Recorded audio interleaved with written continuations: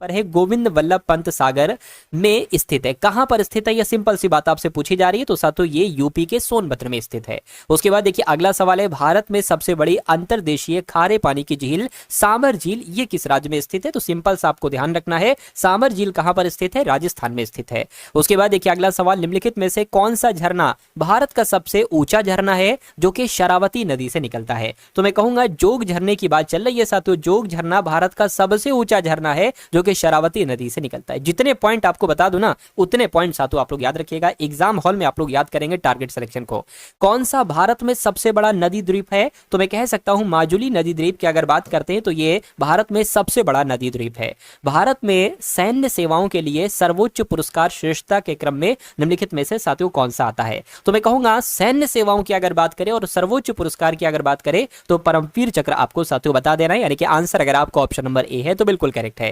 निम्नलिखित बांधों में कौन सा नर्मदा घाटी परियोजनाओं में सबसे बड़ा बांध है, तो मैं कह सकता हूं सरदार सरोवर बांध की अगर बात करते हैं तो ये नर्मदा घाटी परियोजना में सबसे बड़ा बांध। सरदार सरोवर बांध किस राज्य में स्थित है, तो सरदार सरोवर बांध गुजरात में स्थित है, आंसर आपको ऑप्शन नंबर सी होगा। अगला देखिए निम्नलिखित में से कौन सा भारत के सभी शास्त्रीय नृत्य रूपों में सबसे पुराना है, तो मैं कहूंगा भरतनाट्यम की अगर बात करते हैं तो ये सभी शास्त्रीय नृत्य रूपों में सबसे पुराना माना जाता है भरतनाट्यम नृत्य, इसलिए सही जवाब आपका ए होगा। भरतनाट्यम की उत्पत्ति किस राज्य में हुई थी, तो इसकी उत्पत्ति साथियों तमिलनाडु में हुई थी। कहां पर हुई थी, तमिलनाडु में हुई थी, आंसर आपका डी है तो बिल्कुल करेक्ट है। कहा जा रहा है कि कौन सी पर्वत श्रृंखला भारत में सबसे पुरानी है, तो अगर बात करते हैं साथियों अरावली की पहाड़ियों की तो ये पर्वत श्रृंखला भारत में सबसे पुरानी मानी जाती है, राइट आंसर आपका ऑप्शन नंबर बी हो जाएगा। उसके बाद देखिए लिपू लेक दर्रा भारत के किस राज्य में स्थित है, तो लिपू लेक दर्रा तो उत्तराखंड में स्थित है। कहां पर साथियों, उत्तराखंड में। किस राज्य में, बोमड़ीला दर्रा स्थित है, तो बोमड़ीला दर्रा पता कहां पर है साथियों, ये अरुणाचल प्रदेश में है, अरुणाचल प्रदेश आपके सवाल का जवाब होगा। निम्नलिखित में से कौन सा पर्वत भारत में लद्दाख के सियाचिन क्षेत्र में स्थित है, तो आपका जवाब जो होगा साथियों वो क्या हो जाएगा, वो आपका जवाब साथियों केटू पर्वत हो जाएगा। केटू की अगर बात करते हैं ये ए नहीं आएगा, केटू पर्वत जो है ना ये पर्वत भारत में लद्दाख के सियाचिन क्षेत्र के पास स्थित है। सोनपुर मवेशी मेला ये किस राज्य में लगता है साथियों मुझे बताइए, तो ये अगर बात करते हैं साथियों बिहार का, ये सोनपुर मवेशी मेला ये बिहार राज्य का एक प्रसिद्ध सांस्कृतिक कार्यक्रम है, आंसर आपका ऑप्शन नंबर डी होगा। विभिन्न जैन तीर्थकरों को समर्पित संगमर बारीक नक्काशी से बना दिलवाड़ा जैन मंदिर ये कहां पर है, तो ये साथियों माउंट आबू में है, तो माउंट आबू आपके सवाल का जवाब होगा। अगला देखिए वेसर शब्द निम्नलिखित में से किससे संबंधित है, तो पता साथियों ये मंदिर की वास्तुकला से संबंधित है। जो वेसर शब्द है ना ये मंदिर की वास्तुकला से संबंधित है। हवा महल 1799 ईस्वी में महाराजा द्वारा बनवाया गया था, किस महाराजा के द्वारा बनवाया गया था, तो महाराजा सवाई प्रताप सिंह के द्वारा ही हवा महल का निर्माण करवाया गया था 1799 ईस्वी में।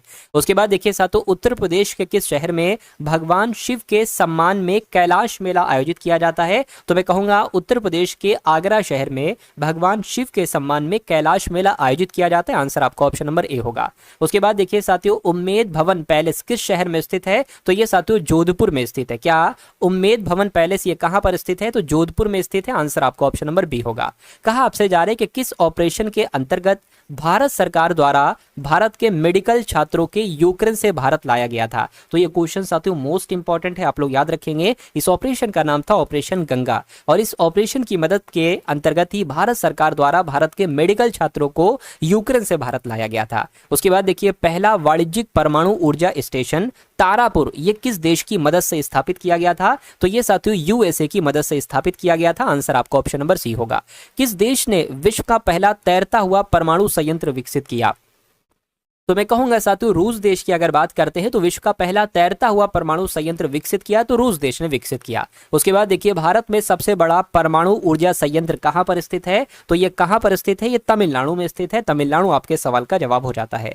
अगला देखिए साथियों कलपक्कम परमाणु ऊर्जा संयंत्र ये कहां पर है, क्या ये उत्तर प्रदेश में है या राजस्थान में है या गुजरात में है या तमिलनाडु में, तो मैं आपको बता देना चाहता हूं कलपक्कम परमाणु ऊर्जा संयंत्र ये तमिलनाडु में स्थित है, तमिलनाडु आपका जवाब होगा।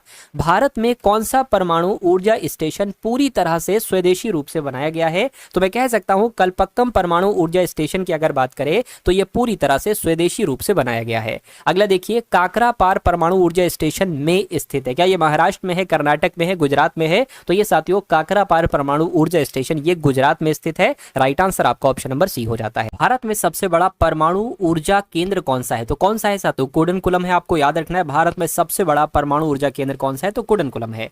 उसके बाद देखिए अगला क्वेश्चन है, कुडनकुलम परमाणु ऊर्जा संयंत्र ये कहां पर स्थित है? तो ये साथियों तमिलनाडु में स्थित है। तमिलनाडु आपके सवाल का जवाब होगा। नवेगांव, नागझिरा, टांड जर्व किस राज्य में स्थित है आपसे पूछा जा रहा है? टांड नहीं, ये साथियों पता क्या होगा, ये होना आपका चाहिए साथियों नवेगांव नागझिरा टाइगर रिजर्व होता है। तो ये टाइगर रिजर्व कहां पर है साथियों? मैं कहूंगा महाराष्ट्र में है। कहां पर है साथियों? महाराष्ट्र में। आंसर आपका ऑप्शन नंबर ए होगा। उसके बाद देखिए ताडोबा टाइगर रिजर्व ये कहां पर है? तो ये साथियों ये भी महाराष्ट्र में। ताडोबा टाइगर रिजर्व की अगर बात करें तो ये भी महाराष्ट्र में ही स्थित है। बांधवगढ़ टाइगर रिजर्व की अगर बात करते हैं कि ये कहां पर स्थित है, तो ये साथियों मध्य प्रदेश में स्थित है, बांधवगढ़ टाइगर रिजर्व। उसके बाद देखिए अगला सवाल आपकी स्क्रीन पर है कि निम्नलिखित में से कौन सा बाघ अभ्यारण्य मध्य प्रदेश राज्य में स्थित है? तो मध्य प्रदेश की अगर हम बात करते हैं कि मध्य प्रदेश में कौन सा बाघ अभ्यारण्य स्थित है, तो संजय दुबरी बाघ अभ्यारण्य की अगर बात करें तो ये मध्य प्रदेश में ही स्थित है।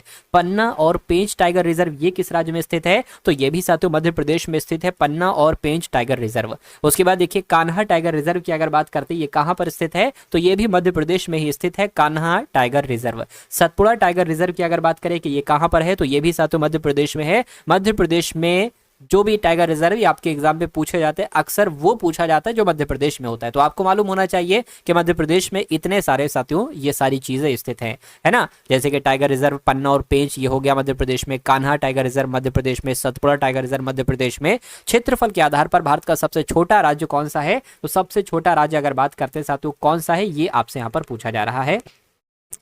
तो साथियों गोवा हो जाएगा। गोवा आपके सवाल का जवाब होगा। भारत में सबसे छोटी जनसंख्या वाला राज्य कौन सा है आपसे पूछा जा रहा है, तो आपको साथियों सिक्किम बता देना है। अगला सवाल देखिए साथियों, निम्नलिखित में से किस भारतीय राज्य में उच्चतम वन आवरण है? तो मैं कह सकता हूं साथियों मध्य प्रदेश की अगर हम बात करें तो मध्य प्रदेश में जो उच्चतम वन आवरण है, आंसर आपका ऑप्शन नंबर ए होगा। भारत में किस राज्य की तट रेखा सबसे लंबी है? तो आपका जवाब अगर गुजरात है तो आपका जवाब बिल्कुल करेक्ट हो जाता है। अगला देखिए गुजरात के बाद किस राज्य की तट रेखा सबसे लंबी? अच्छा गुजरात की तो सबसे लंबी हो गई, लेकिन गुजरात के बाद सबसे लंबी यानी कि दूसरे नंबर पर कौन है? तो आंध्र प्रदेश है। अगला देखिए विश्व की सबसे ऊंची मूर्ति इनमें से किस देश में है? तो मैं कहूंगा कहीं और नहीं बल्कि अपने भारत देश में ही विश्व की सबसे ऊंची मूर्ति। और क्या उस मूर्ति का नाम है, एक बार कमेंट में आप लोग मुझे बताएंगे। अगला देखिए भारत में स्थित विश्व की सबसे ऊंची प्रतिमा स्टैच्यू ऑफ यूनिटी है ना, ये किसकी है आपसे पूछा जा रहा है? तो देखिए वही चीज आ गई। तो मैं कहूंगा सरदार वल्लभ भाई पटेल की है। तो यही आपके सवाल का जवाब होगा। अब आप ये बता दीजिए कि कहां पर है ये जो प्रतिमा है, ये मूर्ति है, ये कहां पर है सरदार वल्लभ भाई पटेल की। अगला देखिए गुजरात में, देखिए उसका भी आंसर आ गया। गुजरात में स्थित स्टैच्यू ऑफ यूनिटी की ऊंचाई कितनी? अच्छा ऊंचाई आपसे यहां पर पूछी जा रही, तो पता कितनी है साथियों? ये कुछ नहीं, ये सी है ऑप्शन, ये डी है। तो 182 मीटर है गुजरात में जो स्थित है स्टैच्यू ऑफ यूनिटी, इसकी ऊंचाई 182 मीटर है।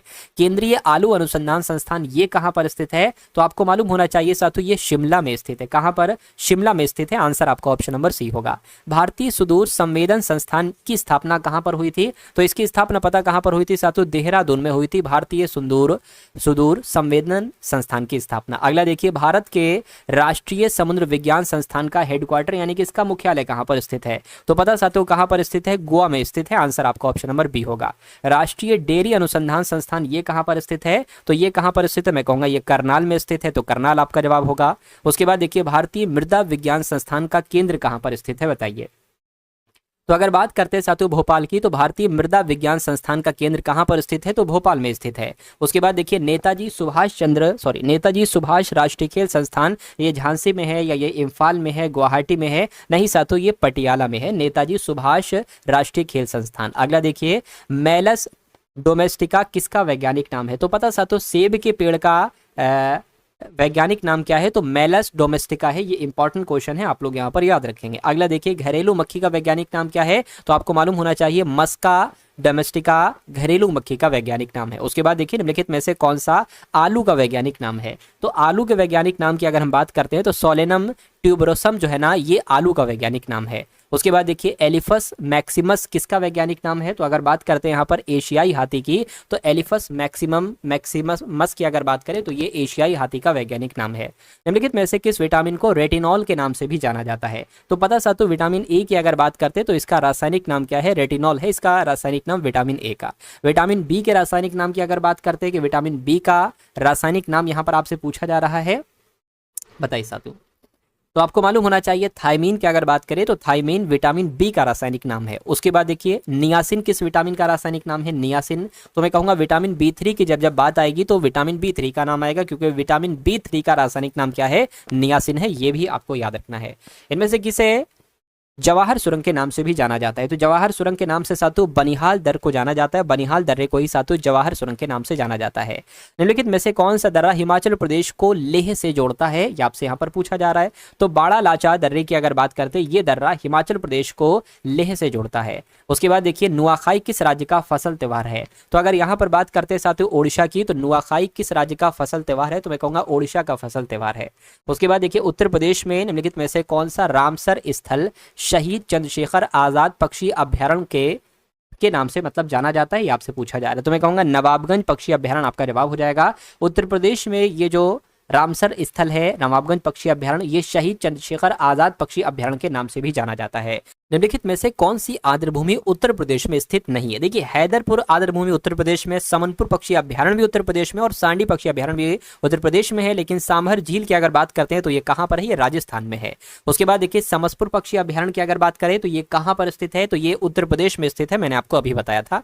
अगला देखिए ऊपरी गंगा नदी ब्रिज घाट से नरौरा आर्द्रभूमि किस राज्य में स्थित है? तो ये साथों ये भी उत्तर प्रदेश में स्थित है। देखिए यूपी जीके के सवाल भी आपसे पूछे जाएंगे, इसलिए यूपी जीके के सवाल भी मैं यहाँ पर लेकर आया हूँ। सांडी पक्षी अभ्यारण्य ये कहां पर है? तो ये भी साथ उत्तर प्रदेश में है, सांडी पक्षी अभ्यारण्य। अगला देखिए निम्नलिखित में से किस आर्द्रभूमि में डॉल्फिन पाई जाती हैं? तो डॉल्फिन जो है ना साथों ये ऊपरी गंगा नदी में पाई जाती है डॉल्फिन। राइट आंसर आपका ऑप्शन नंबर सी होगा। नोक्रेक बायोस्फीयर रिजर्व किस राज्य में स्थित है? तो ये साथियों मेघालय में है। कहां पर है? मेघालय में है साथियों नोक्रेक बायोस्फीयर रिजर्व। उसके बाद देखिए मेघालय के गारो हिल्स में निम्नलिखित में से कौन सा राष्ट्रीय उद्यान स्थित है? तो मैं कह सकता हूं, क्या आपका जवाब हो सकता है साथियों बताइए? मैं कह सकता हूं साथियों जो बालपक्रम राष्ट्रीय उद्यान है ना साथियों, ये मेघालय के गारो हिल्स में स्थित एक राष्ट्रीय उद्यान है। सही जवाब आपका ऑप्शन नंबर डी होगा। इरविकुलम राष्ट्रीय उद्यान ये कहां पर है? तो ये कहां पर है? ये केरल में है। अगर केरल आपका जवाब था तो आपका जवाब बिल्कुल सही था। उसके बाद देखिए केरल का सबसे बड़ा राष्ट्रीय उद्यान की अगर बात करें कौन सा है? तो इराविकुलम राष्ट्रीय उद्यान ही केरल का सबसे बड़ा राष्ट्रीय उद्यान माना जाता है। उसके बाद देखिए मथिकेतन शोला और पंपादुम शोला राष्ट्रीय उद्यान किस राज्य में स्थित है? तो ये पता साथियों कहां पर स्थित है? मैं कहूंगा ये केरल में स्थित है। केरल आपके सवाल का जवाब होगा। पेरियार राष्ट्रीय उद्यान ये कहां पर स्थित है? तो ये भी साथियों केरल में ही स्थित है, पेरियार राष्ट्रीय उद्यान। साइलेंट वैली राष्ट्रीय उद्यान कहां पर स्थित है? साइलेंट वैली की अगर बात करते हैं तो ये भी साथियों केरल में ही स्थित है, साइलेंट वैली राष्ट्रीय उद्यान। और डिब्रू सैखोवा जैव संरक्षित क्षेत्र ये कहां पर है? तो ये कहां पर है? मैं कहूंगा साथियों ये असम में है। तो असम आपके सवाल का जवाब होगा। भारतीय जंगली गधे कहां पाए जाते हैं? तो भारतीय जंगली गधों की अगर बात करते हैं तो ये गुजरात में पाए जाते हैं। गुजरात आपका जवाब होगा। वन्य जीव संरक्षण के लिए भारत का पहला आनुवंशिक बैंक ये कहां पर है? तो क्या ये कोचीन में है या हैदराबाद में है, बेंगलुरु में है या अहमदाबाद में है? मैं कहूंगा वन्यजीव संरक्षण के लिए भारत का पहला आनुवंशिक बैंक ये हैदराबाद में स्थित है। रंगन थिट्ट पक्षी अभ्यारण्य कहां पर स्थित है? तो ये साथियों कहां पर स्थित है? मैं कहूंगा कर्नाटक में स्थित है। तो कर्नाटक आपका जवाब होगा। श्रीविल्लिपुत्तूर क्या साथियों श्रीविल्लिपुत्तूर हाथी अभ्यारण्य ये किस राज्य में स्थित है? तो ये तमिलनाडु में स्थित है। तमिलनाडु आपका जवाब हो जाता है। अगला देखिए फिक्की का मुख्यालय आपसे यहाँ पर पूछा जा रहा है कि फिक्की का मुख्यालय कहाँ पर है? तो मैं कहूंगा दिल्ली में स्थित है फिक्की का मुख्यालय। भारतीय मौसम विज्ञान संस्थान ये कहाँ पर स्थित है? तो भारतीय मौसम विज्ञान विभाग कहाँ पर स्थित है? नई दिल्ली में स्थित है। और भारतीय मौसम विज्ञान विभाग का गठन किस वर्ष किया गया था? तो 1875 में ही भारतीय मौसम विज्ञान का गठन किया गया था। दिल्ली में कुतुब मीनार दुनिया की सबसे ऊंची ईंट की मीनार है, बिल्कुल सही। किस राजा ने इसके निर्माण में योगदान नहीं दिया था? ये बहुत जरूरी चीज है। तो किसके द्वारा साथ नहीं दिया गया था? ये बात आपसे यहाँ पर कुल मिला के पूछी जा रही है। फटाफट आप लोग मुझे बता दीजिए। ये देखिए कुतुबुद्दीन ऐबक ने तो इसका अहम योगदान है, फिरोज शाह तुगलक भी और इल्तुतमिश भी, लेकिन अलाउद्दीन खिलजी ने इसमें साथ नहीं दिया था, योगदान नहीं दिया था। तो यही आपका जवाब है। उसके बाद देखिए साथियों भारत का सबसे बड़ा संग्रहालय कहाँ पर स्थित है? तो मैं कहूंगा कोलकाता में भारत का सबसे बड़ा संग्रहालय स्थित है। भारत में सबसे बड़ा संग्रहालय निम्नलिखित में से है कौन सा? तो जो कोलकाता में स्थित है भारतीय संग्रहालय, यही भारत का सबसे बड़ा संग्रहालय है। भारत में सबसे बड़ा गुफा मंदिर की अगर बात करते हैं तो कौन सा है, तो एलोरा, ये भारत में सबसे बड़ा गुफा मंदिर है। एलोरा गुफा किस राज्य में स्थित है, तो किस राज्य में स्थित है, मैं कहूंगा महाराष्ट्र में स्थित है। भारत का सर्वोच्च वीरता पुरस्कार कौन सा है, तो मैं कहूंगा सर्वोच्च वीरता पुरस्कार की अगर बात करते हैं तो परमवीर चक्र ही भारत का सर्वोच्च वीरता पुरस्कार है। भारत में सर्वोच्च शांति काल वीरता पुरस्कार कौन सा है, तो कौन सा है आपसे पूछा जा रहा है, मैं कहूंगा अशोक चक्र है, तो अशोक चक्र आपके सवाल का जवाब होगा। भारत का सबसे लंबा एक्सप्रेस वे कौन सा है, तो भारत का सबसे लंबा एक्सप्रेस वे की अगर बात करते हैं तो आगरा लखनऊ एक्सप्रेस वे ही भारत का सबसे लंबा एक्सप्रेस वे माना जाता है। किस शासक ने बुलंद दरवाजा विजय के सबसे ऊंचे और सबसे बड़े प्रवेश द्वार का निर्माण किया था, तो पता साथियों ये काम किसके द्वारा किया गया था, ये काम अकबर के द्वारा किया गया था, तो अकबर आपके सवाल का जवाब होगा। बुलंद दरवाजा है कहां पर, तो ये उदयपुर में है, जोधपुर में, फतेहपुर सीकरी में है साथियों, बुलंद दरवाजा फतेहपुर सीकरी में है। भारत में सबसे बड़ा गुंबद कौन सा है, तो हुमायूं का मकबरा, इब्राहिम रोजा, ताजमहल नहीं साथियों, गोल गुंबज ही भारत का सबसे बड़ा गुंबद माना जाता है। गोल गुंबज भारत के किस राज्य में स्थित है आपसे पूछा जा रहा है, तो मैं कहूंगा ये कर्नाटक में है। गोल गुंबज कहां पर है साथियों, कर्नाटक में है। अगला देखिए, भारत की सबसे ऊंची चोटी कौन सी है, तो भारत की सबसे ऊंची चोटी की अगर बात करें ना तो कंचनजंगा ही भारत की सबसे ऊंची चोटी मानी जाती है। कंचनजंगा भारत की सबसे ऊंची पर्वत, क्या लिखा हुआ है साथियों, कंचनजंगा भारत की सबसे ऊंची पर्वत चोटी है। ये किन देशों के बीच की सीमा पर स्थित है, तो मैं कहूंगा भारत नेपाल कहां पर है, भारत नेपाल के बीच की सीमा पर है। आंसर आपका ऑप्शन नंबर सी होगा। कहा जा रहा है कि किस राज्य में स्थित कंचनजंगा भारत की सबसे ऊंची चोटी है, तो ये तो आप लोग जानते हैं कि कंचनजंगा भारत की सबसे ऊंची चोटी है, लेकिन कहां पर है ये, तो ये सिक्किम में है, सिक्किम आपका जवाब होगा। उसके बाद देखिए, विश्व का सबसे बड़ा डेल्टा कौन सा है, डेल्टा ही होगा साथियों, है ना। विश्व का सबसे बड़ा डेल्टा की अगर बात करते हैं तो सुंदरबन डेल्टा ही विश्व का सबसे बड़ा डेल्टा है। सुंदरबन डेल्टा किस राज्य में स्थित है, तो पश्चिम बंगाल में स्थित है। अगला देखिए, सुंदरबन डेल्टा का निर्माण किन नदियों किया जाता है, यानी कि सुंदरबन का डेल्टा का निर्माण किन नदियों के द्वारा किया जाता है, तो किन नदियों के द्वारा, मैं कहूंगा गंगा ब्रह्मपुत्र के द्वारा। अगला देखिए साथियों, आगरा शहर किस नदी के किनारे पर है, तो यमुना नदी के किनारे पर है साथ।